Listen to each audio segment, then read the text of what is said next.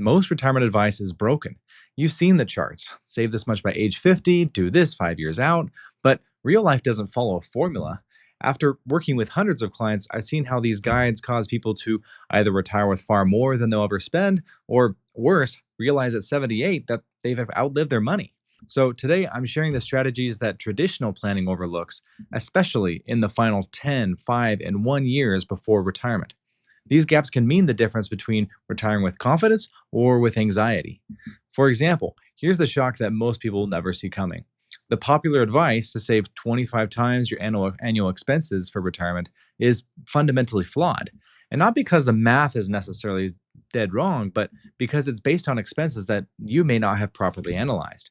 Most people think they know what they spend, but when we dig deep into the details, we discover things like annual property taxes they've forgotten about, holiday and vacation spending that varies dramatically from year to year, home maintenance costs that can spike unexpectedly, and lifestyle expenses like dining out or hobbies that they never really properly tracked.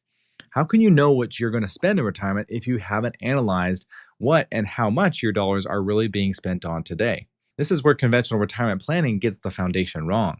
Yes, many professionals advise accumulating 25 times your current annual expenses, but this generic target assumes you factored in all the variables and that your retirement expenses will mirror your working years exactly. I had a client couple, we'll call them Mark and Jennifer, who told me that they wanted to spend $80,000 a year. So when we had completed our detailed cash flow analysis, we actually found that their spending was closer to $95,000 a year. But here's what really surprised them and that they hadn't thought about was how taxes would affect their retirement withdrawals. That $95,000 lifestyle actually required around $110,000 in gross withdrawals from their pre-tax accounts. Understanding both their real spending and the tax implications meant that they needed significantly more saved than they had calculated. But here's the deeper issue. The 10 plus year phase back from retirement isn't really about hitting arbitrary savings targets. It's about building what I would call your preparation foundation. Think of this like your pre-flight planning that happens years before a jumbo jet ever takes off. Before I worked in financial services, I worked at Boeing's Everett facility, the largest building in the world, where the biggest commercial aircrafts are built. I came to appreciate how successful flights for these larger than life aircrafts need sophisticated planning for their landings. And retirement planning works just the same way.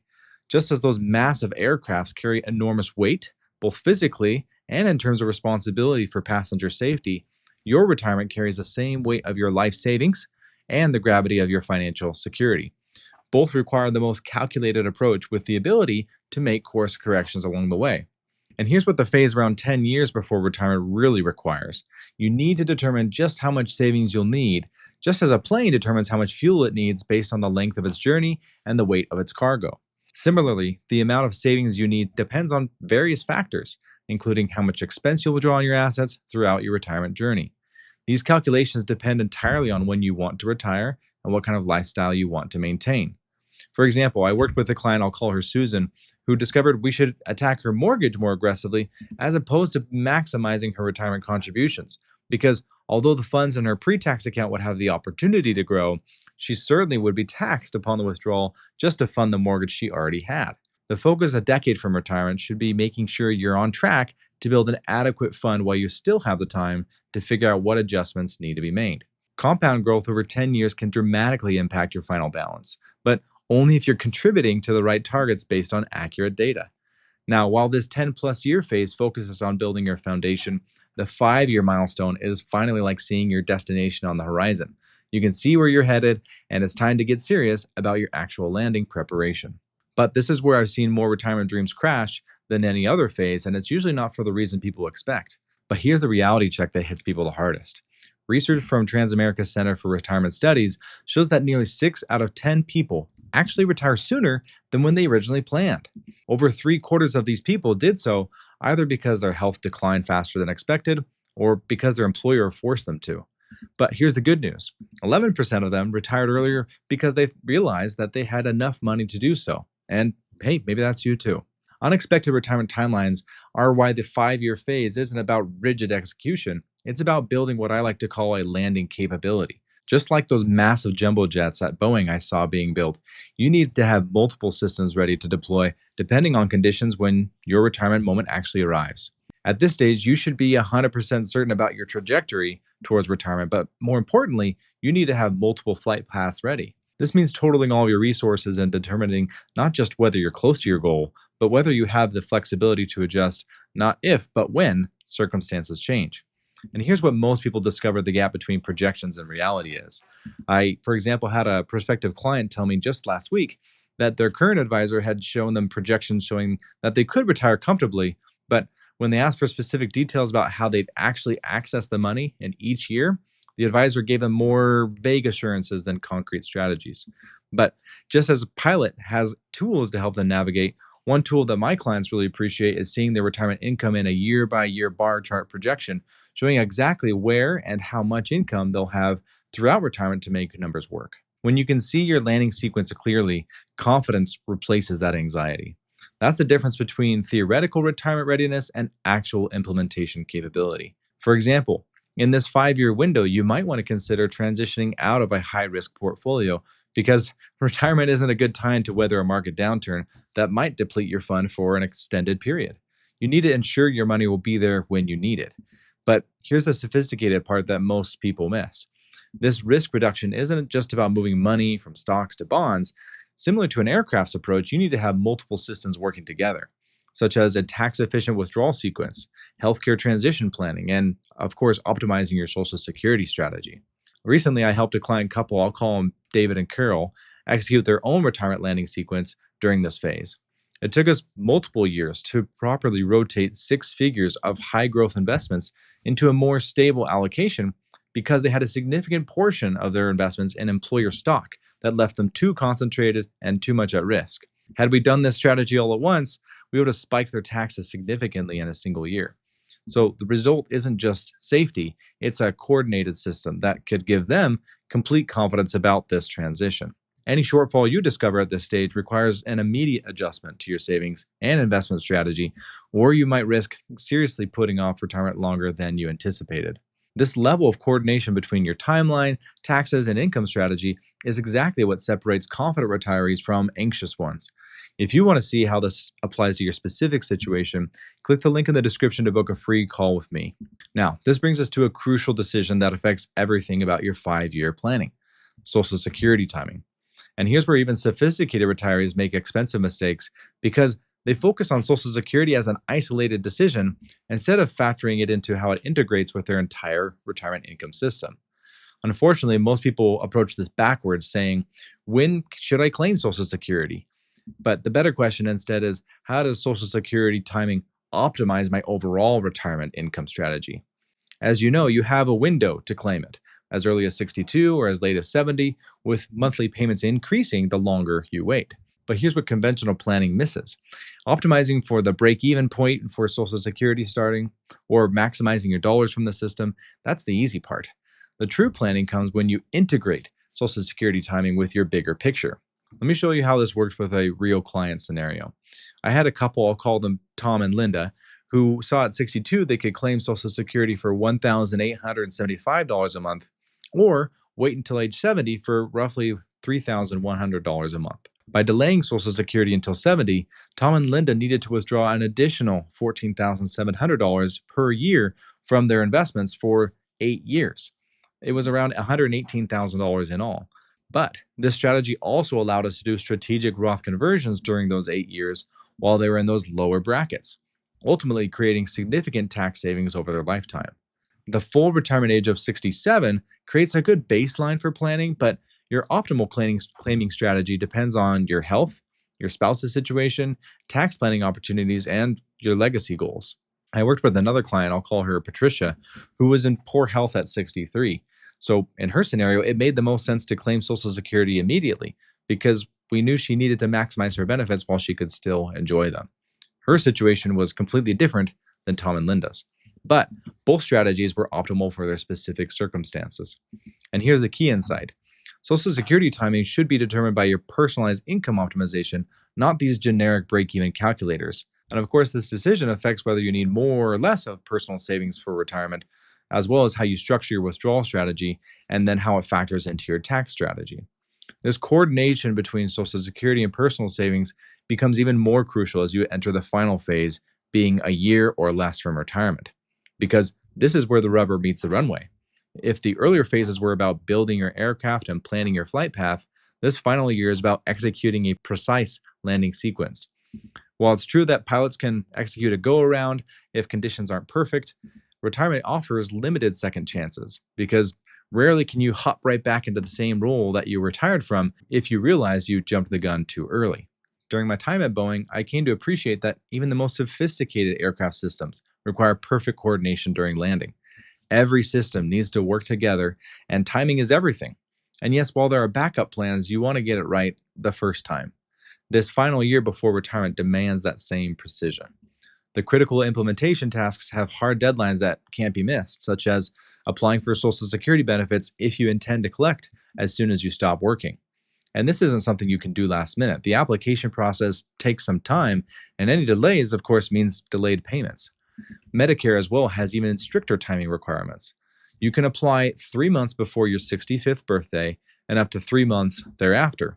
But miss this window and you'll face a late enrollment penalty that can permanently increase your Part B premiums by at least 10%. I've seen this mistake cost retirees thousands of dollars annually because they didn't understand the timing requirements. But here's where most conventional planning completely fails. It treats these administrative tasks as the main event when they're actually just the paperwork. The real complexity lies in developing what I would call your retirement income implementation system. You need to develop this drawdown plan for turning your accumulated savings into a monthly paycheck to live on. And of course, it's not as simple as it sounds. Your strategy needs to reflect your estimated lifespan, anticipated expenses, required minimum distributions, and inflation. This is where that specificity I mentioned becomes really crucial because flat withdrawal rates, such as the 4% withdrawal rate that advisors cite, don't really reflect how people actually spend, nor how I imagine you want to spend during your go-go, slow-go, and no-go years. That's not really an implementation plan in my book. That's more of a theoretical exercise. For example, I work with a client, I'll call him George, who had around $1.2 million spread across a 401k and traditional IRA and Roth IRA, as well as his brokerage accounts. His prior advisor told him to withdraw about 4% and he would be fine. But George needed to know, do I take $4,000 monthly from each account? Do I drain this account first or this one instead? And what do I do when I approach required minimum distribution land at age 73? You deserve answers to these questions as much as a pilot needs to know what to do when navigating around a storm on their flight path. When we developed for George a plan to see exactly where each month's income would come from throughout the different phases of retirement, his anxiety about retirement completely disappeared. But there's one more element that affects every aspect of your implementation planning, and I know you're thinking about it. It's healthcare costs. And here's the planning reality that derails more retirement budgets than market crashes.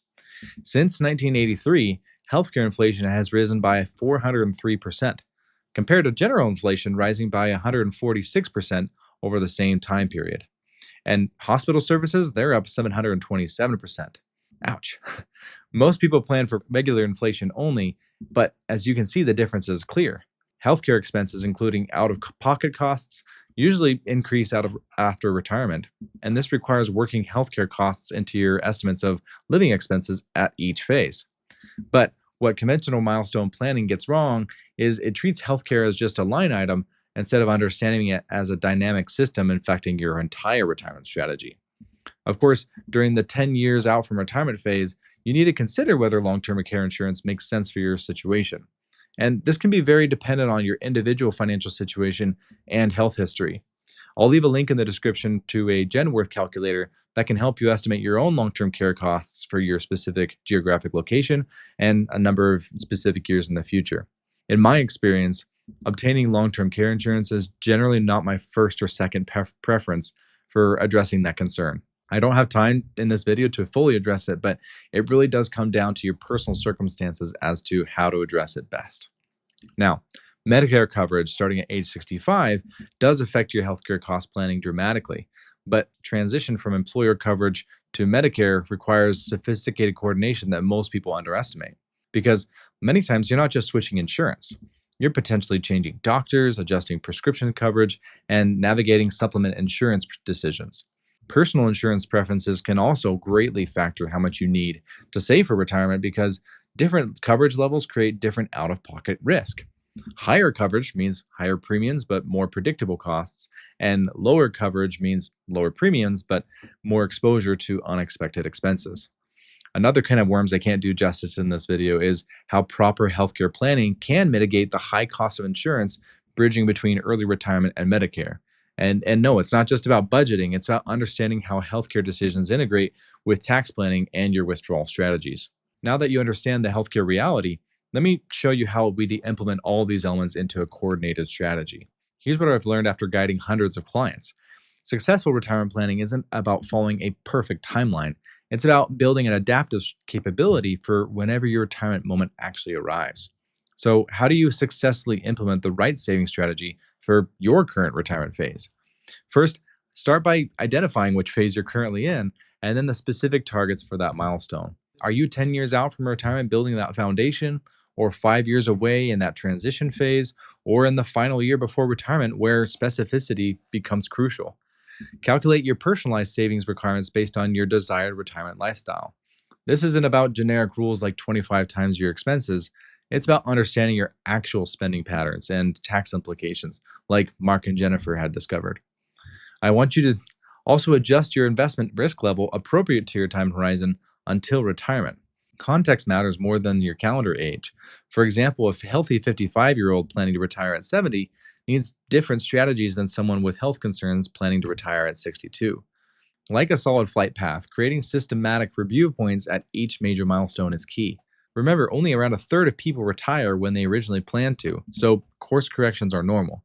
So, building flexibility into your plan is crucial. The difference between a good plan and a great plan, in my opinion, is this flexibility versus trying to predict and be perfect. Focusing on this appropriate balance between growth and preservation based on your timeline is far superior to these generic age based formulas. A core element I'm passionate about is developing contingency plans for healthcare costs and the unexpected expenses. This means planning for those variables that could change your situation overnight. And yes, while I'm admittedly biased, working with professionals to manage these moving pieces can make all the difference. Doing it alone often creates more anxiety than confidence. For example, I had a client, I'll call her Maria, who came to me having fantastic reports from Bolden retirement planning software, having used other tools as well, and wanted me to look at her numbers. And while everything looked reasonable on paper, she still had that nagging feeling of, are these numbers right? And what if I'm missing something? Well, when we were able to implement a comprehensive plan together, she began to see that retirement was something that she could rather anticipate than just be anxious about. Now you understand why the conventional approach to retirement milestone planning creates false confidence while missing the critical elements that determine real retirement readiness. And the key insight is this: retirement planning isn't about hitting arbitrary targets or following rules of thumb. It's about building a personalized, adaptive system that works regardless of when your retirement moment actually arrives. If you would like help creating a personalized retirement savings strategy that's optimized for your specific timeline and goals, click the link in the description to find out more about building your dream retirement through booking a call with me. Thanks for watching, and I'll see you in the next one.